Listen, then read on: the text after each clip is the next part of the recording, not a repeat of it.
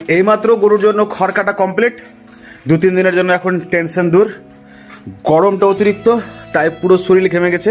Farm করে আমি কি পেয়েছি সেটা আমার কথা, জানি না আমার মতো যারা ফার্ম করছো বা যারা শুরু করেছো তাদেরও মতের মিল মিলছে কি মিলছে না সেটা জানা নাই। প্রথমত হয়েছে দায়িত্ববান মানুষের প্রতি, না যাদের সঙ্গে হয়তো চলছি তারা হয়তো বলতে পারবে যাদের সঙ্গে দায়িত্ববান আছি কি না, কিন্তু আমি আমার পশুগুলোর জন্য অনেকটা দায়িত্ববান, তাদেরকে অনেকটা সময় দিই।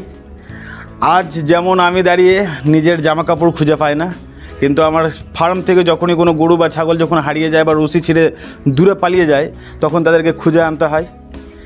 নিজে কি খাবো সেটার চিন্তা থাকে না, কিন্তু তাদের জন্য ঠিক সময় মতন খড় কাটা, ঘাস পর্যাপ্ত পরিমাণে রাখা, তাদের ওষুধ মেডিসিন সব কিছু মেনটেন করা।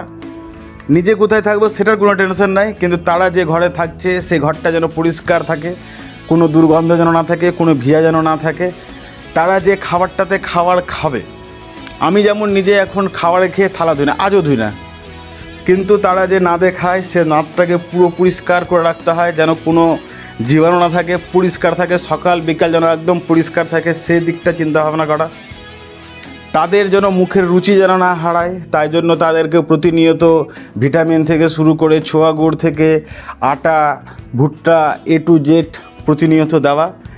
নিজের প্রতি দায়িত্ববান না হতে পেরে কিন্তু পশুগুলোর প্রতি দায়িত্ববান হয়েছি। জানি না আমার কথাগুলোর সঙ্গে যারা ফার্ম করছো বা করো, যদি আমার ভিডিওটা সম্পূর্ণ দেখো তাদের কথার সাথে আমাদের কথা মিলছে কি মিলছে না।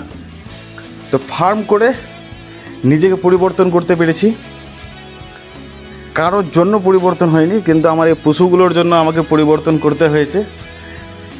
জীবনে বহু কাজ করেছি, কিন্তু হয়তো ফার্মটা আমাকে বেছে নিয়েছে, ওই জন্য আমি ফার্মেই আছি, ফার্ম করে যাচ্ছি, ভালোভাবে করে যাচ্ছি।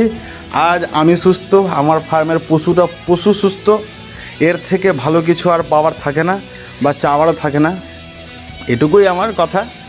যদি আমার ভিডিওটা যদি সম্পূর্ণ কেউ দেখো, যারা ফার্ম করো, তাদের মতামত অবশ্যই আমাকে জানাবা যে আমার মতামতের সাথে তাদের মতামতটা কতটা মিলছে।